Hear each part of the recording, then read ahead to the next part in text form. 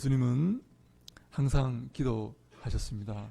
예수님은 기도하실 필요가 사실 없으신 분이시지만 예수님은 어떤 필요한 것이 있는 것이 아니고 부족한 것이 있는 것이 아닌 분이시지만 예수님은 항상 기도하셨습니다.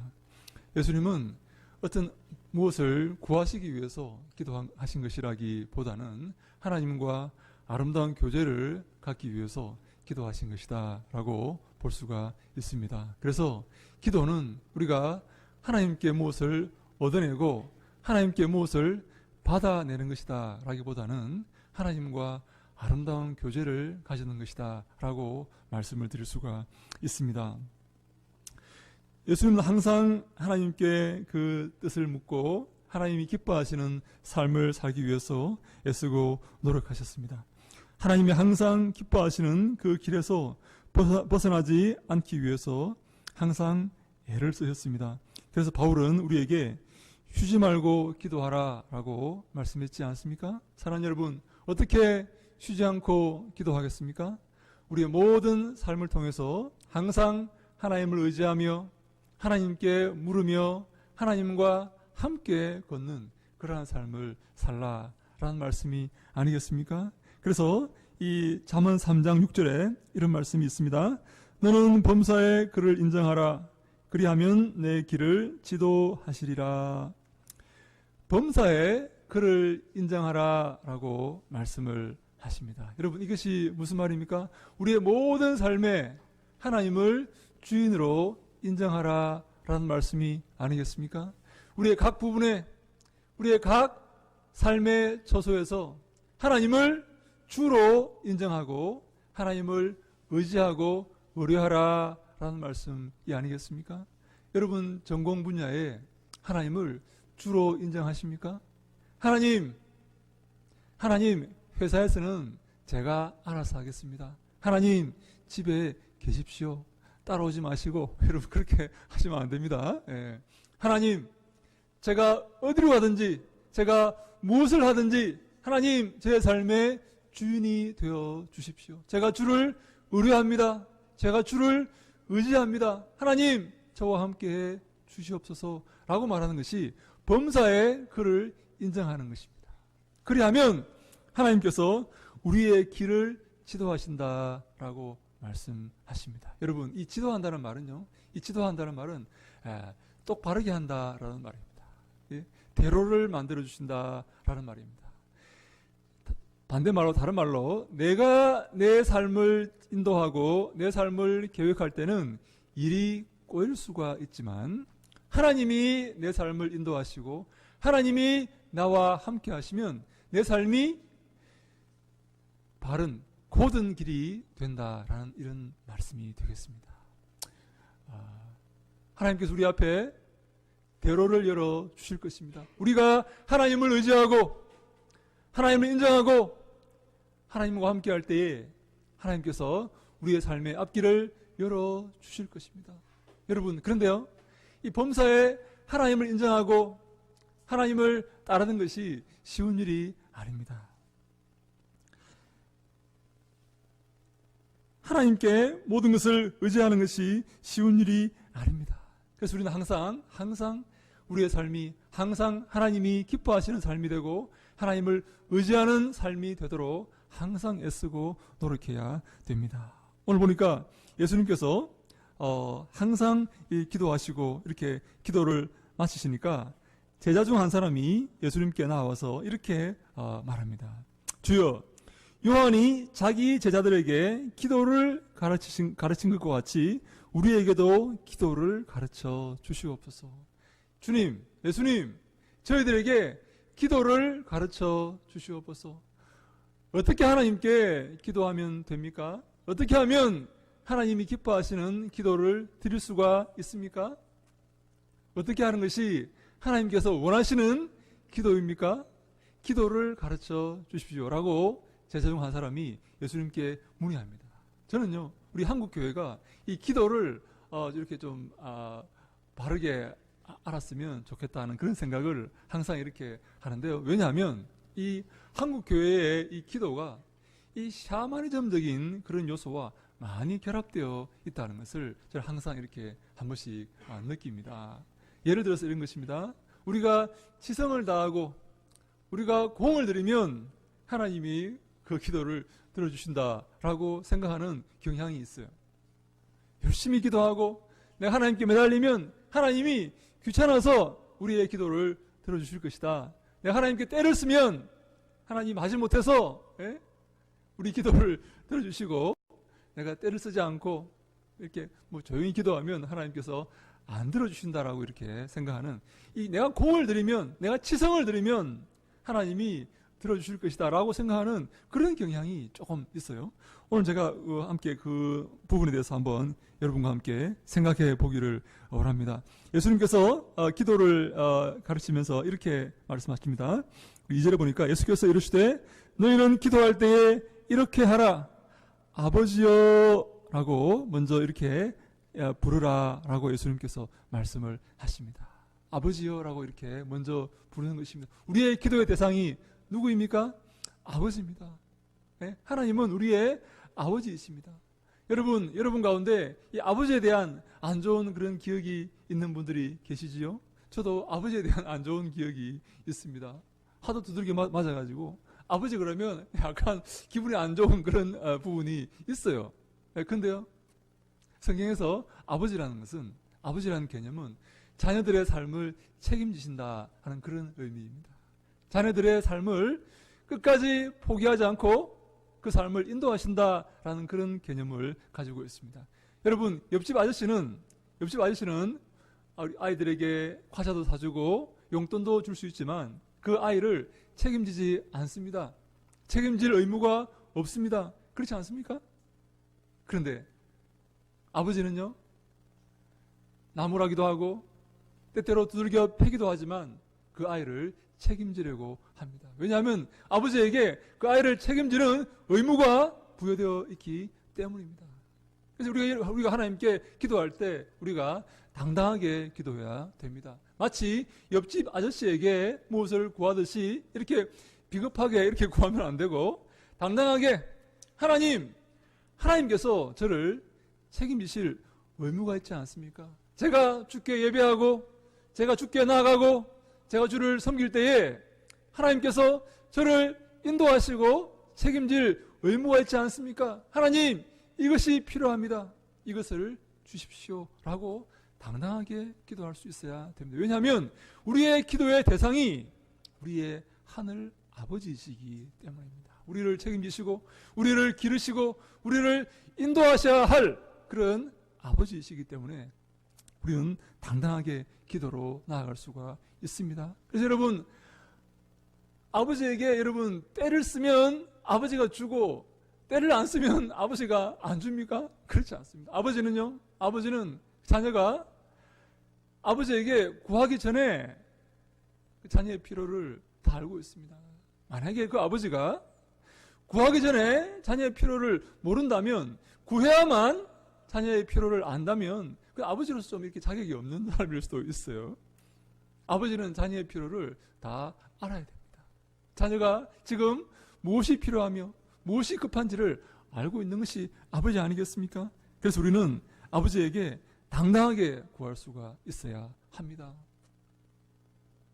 여러분, 하나님께서 우리가 아버지에게 당당하게 구하면 하나님께서 여러분 우리의 필요를 외면하실까요? 우리의 필요에 응답하여 주실까요? 네, 아버지는요 우리의 필요에 응답하여 주십니다. 사랑하는 여러분, 이 아버지 된 우리 성도님들 계시지요? 여러분, 자녀가 여러분에게 구할 때에 여러분 그 필요에 응답하여 주십니까? 아니면 그 필요를 외면하십니까? 응답하여 줍니다. 저는요 우리 아이들이 제게 무엇을 구하면 그것이요 굉장히 기뻐요. 아빠 이것 주세요. 아빠 돈이 필요해요. 그러면요 제가 굉장히 마음이 기쁘답니다. 왜냐하면 저 아이가 나를 아빠로 인정해 주는구나, 나를 의지할 자로 인정해 주는구나. 만약에 여러분 아이가 고민하고 있어요 방에서. 근데 아빠가 물어봅니다. 얘야 무슨 일이 있느냐, 고민이 있어? 뭐 필요한 게 있어? 하면 아이가 아이, 아빠, 모르셔도 돼요. 저리 가세요. 저는 지금 고민해야 된단 말이에요. 아이, 좀, 아빠는 좀 저리 좀 가주세요. 저는 모르셔도 괜찮으니까요. 여러분, 그러면 아빠가 기분 좋습니까? 안 좋습니까? 안 좋습니다, 여러분. 아빠에게 의뢰하고, 아빠에게 묻고, 아빠에게 나와서 요구하고, 아빠에게 구할 때에 아빠가 기분이 좋은 거예요. 아, 그래, 내가 도와주지. 걱정하지 마라. 그것은 별일 아니란다. 내가 너의 앞길을 내가 살아봤지 않니? 걱정하지 마. 내가 도와줄게. 이것이 아빠의 자세입니다. 여러분, 그래서 우리가 항상 주님께서 내 필요를 모르실 거야. 주님께서 나를 도와줄 수 없으실 거야. 라고 생각하지 마시고 주님께서 내가 기도하기를 기다리고 계신다. 내가 기도할 때 주님께서 좋은 것으로 주신다라고 생각하고 항상 주님께 기도로 나아가시는 여러분 되시기를 주님 이름으로 축원합니다. 아멘. 그래서 여러분 마태복음 7장 11절에 이런 말씀이 있습니다. 주보 뒷면에 나와 있습니다. 너희가 악한 자라도 좋은 것으로 자식에게 줄 알거든 하물며 하늘에 계신 너희 아버지께서 구하는 자에게 좋은 것으로 주시지 않겠느냐. 함께 같이 한번 읽어볼까요? 시작. 너희가 악한 자라도 좋은 것으로 자식에게 줄 알거든 하물며 하늘에 계신 너희 아버지께서 구하는 자에게 좋은 것으로 주시지 않겠느냐. 아멘. 우리가 악한 자라도, 악인일지라도, 선한 사람이 아닐지라도 자식이 구하면 주는데, 하물며 하늘에 계신 너희 아버지, 사랑과 인자와 자비가 풍성하신 너희 아버지께서 자녀가 구할 때에 주시지 않겠느냐? 주시지 않겠느냐? 뒤에 괄호로 이런 말이 있습니다. 괄호로. 이런 말씀을 제가 이렇게 드려도 될지 모르겠지만,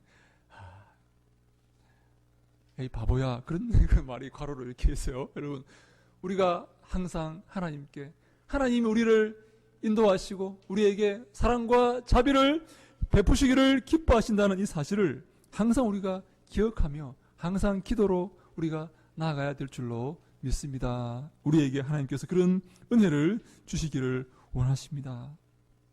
여러분, 그런 믿음이 생기지 않으십니까? 하나님께 기도로 나아갈 때 하나님께 간구하고 하나님께 아뢰면 하나님께서 기뻐하시고 우리에게 가장 좋은 것을 주신다는 믿음이 생기지 않으십니까?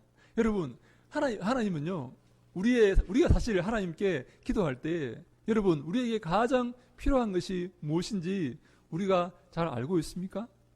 여러분 아세요? 여러분들에게 가장 필요한 것이 무엇인지 여러분 잘 아세요? 솔직히 우리는 잘 모릅니다. 내게 가장 필요한 것이 무엇인지 잘 몰라요. 그렇지 않습니까? 쓸데없는 것을 구하지 않습니까? 필요 없는 것들을 구하지 않습니까? 그런데요, 하나님은 우리가 가장 필요로 하는 것이 무엇인지 알고 계십니다. 그렇지 않습니까? 그래서 우리가 구하는 그것을 주시는 것이 아니라 우리에게 가장 필요한 것들을 하나님께서 주십니다. 여러분, 아버지는요, 자식에게 가장 필요한 것을 줍니다. 자식이 구하는 것을 주는 것이 아니라, 자식이 요구하는 것을 주는 것이 아니라, 물론 그것도 줄 수 있지만 자식에게 가장 필요한 것을 아버지는 줍니다. 자식의 앞길에 가장 유용하고 가장 필요한 것을 아버지는 알고 있기 때문입니다. 그래서 그 자녀에게, 그 구하는 자녀에게 가장 좋은 것을 선물로 주지 않습니까? 그것이 부모입니다. 두 번째, 우리 아버지라는 이 말에서 우리가 기억할 것은 우리가 다 형제 자매라는 것입니다. 사랑하는 여러분, 우리는 다 형제이고 자매입니다. 지금은 여러분 우리가 목사와 장로와 집사와 직분이 있고 또 부모와 자녀가 있고 형과 아우가 있고 상사와 부하 직원이 있고 직급이 나눠졌지만 여러분 천국에 가도 이런 직분이 있을 것 같습니까? 없습니다. 왜냐하면 우리 모두는 하늘 아버지의 자녀들이기 때문입니다. 우리 모두는요, 하나님 아버지의 형제 자매들입니다. 여러분 그렇지 않습니까? 아닌 것 같습니까? 의심쩍은 표정으로 이렇게 계시는데 아닌 것 같습니까? 우리는 하늘 아버지의 형제 자매입니다. 여러분, 아멘? 여러분, 형제 자매 가운데 부모가 형제들 가운데 제일 마음을 쓰고 마음이 가는 형제는 형제 자매는 누구입니까? 아들들 가운데, 딸들 가운데 제일 마음이 가고 제일 관심이 가는 그 자녀는 누구입니까? 여러분, 약한 자녀 아닙니까? 좀 약간 모자란 자녀 아닙니까? 여러분, 훌륭하고 정말 부족함이 없는 그런 자녀는 부모가 관심을 안 가져도 됩니다. 왜냐하면 내비둬도 잘 살기 때문입니다. 여러분, 그렇지 않습니까? 그러나 약한 우리 아들, 조금 모자란 아들에게는 부모가 항상 관심을 가지고 지켜봅니다. 왜냐하면 이 아이는 관심을 가져줘야만 나중에 살아갈 수 있기 때문입니다. 심지어 하나님, 제가 이 아이보다 하루만 더 살게 해달라고 이렇게 기도하는 그런 부모가 여러분 있지 않습니까? 여러분 마찬가지입니다. 하나님께서 가장 관심을 가지시는 그런 형제 자매는요, 약한 지체입니다. 연약한 지체입니다. 그래서 우리는 이 교회 공동체 안에서 약한 지체를 돌아봐야 됩니다. 내가 잘한다고, 내가 강하다고 약한 지체를 무시하거나 업신여기면 안 됩니다, 여러분. 교회가 세상과 다른 이유가 바로 그것입니다. 세상은요, 돈이 많으면 행세합니다, 여러분. 좋은 차를 타고 다니면 행세하고, 직급이 높으면 행세를 합니다. 그런데요, 교회는 그렇지 않습니다. 교회는요, 하늘 아버지를 중심으로 우리 모두가 형제인 공동체입니다. 그래서요, 약한 자들을 도와주고, 약한 자들을 더 돌봐주고, 더 섬기고, 더 사랑하는 그런 공동체가 바로 교회 공동체입니다. 교회가 세상과 다른 것이 바로 거기에 있는 것입니다. 우리가 하나님을 아버지라 부를 때에 우리 모두는 형제임을 고백하는 것입니다. 마태는요, 특별히 이렇게 주기도문에서 이렇게 말합니다. 하늘에 계신 우리 아버지여 라고 마태는 마태복음 6장 9절에서 이렇게 말씀하고 있습니다. 더 자세한 설명과 정확한 설명을 부여하고 있다고 이렇게 볼 수가 있습니다. 하늘에 계신 우리 아버지여, 우리 아버지입니다. 내 아버지뿐만 아니라 우리 아버지입니다. 그래서 우리는 모두가 형제이고 자매이고 서로 섬기고 도우며 사랑해야 될 그런 존재이다라는 것입니다. 특별히 마태는 이 하나님께서 하늘에 계신다라고 고백합니다. 사랑하는 여러분, 하늘에 계신 이 하나님을 우리가 기억하면서 우리의 본향도 하늘이라는 사실을 우리가 아셔야 됩니다. 우리는 이 땅의 삶을 마치고 하늘 아버지의 품으로 올라갈 것입니다. 하나님 품에 올라가서 영원한 안식을 얻을 것입니다. 사랑하는 여러분, 우리는 이 땅에서 그러므로 나그네로 살아갑니다. 여행자로 살아갑니다. 우리의 본향은 하늘이기 때문입니다. 여러분, 이 천상병이라는 그 시인이 쓴 귀천이라는 시가 있습니다. 저는 이분이 예수를 믿는 분인지 아닌지 잘 알지 못하는데요. 이분이 쓴 귀천이라는 이 시가 이 하늘 본향을 노래하는 그런 시이기 때문에 제가 한번 읽어 드리겠습니다. 나 하늘로 돌아가리라. 새벽빛 와 닿으면 쓰러지는 이슬 더불어 손에 손을 잡고 나 하늘로 돌아가리라. 노을빛 함께 단둘이서 기슭에서 놀다가 구름 손짓하면은 나 하늘로 돌아가리라. 아름다운 이 세상 소풍 끝내는 날 가서 아름다웠다고 말하리라. 뭐 이런 뜻인데요. 하늘로 돌아간다는 것입니다. 이 땅에 우리가 소풍을 왔는데 잘 놀다가 하늘로 돌아간다는 것입니다. 왜냐하면 우리의 본향이, 우리의 고향이 하늘에 있기 때문입니다. 그래서 우리 이 땅에서 주님의 사랑으로 섬기면서 살아가야 하는 것입니다.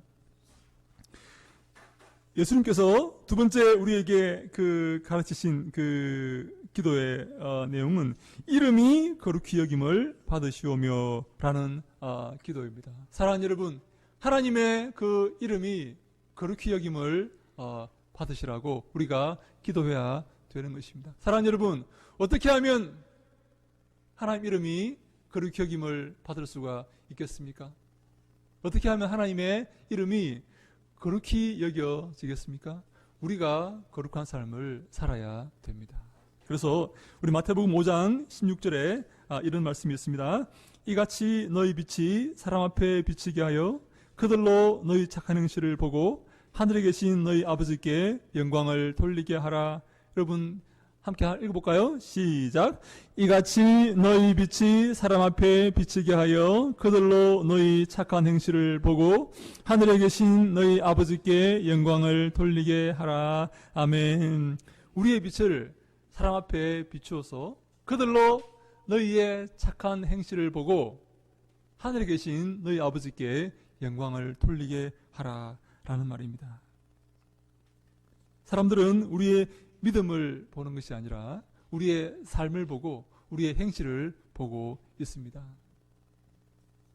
특별히 야고보는 행함이 없는 믿음은, 삶이 없는 믿음은 죽은 믿음이다 라고 말씀을 했습니다.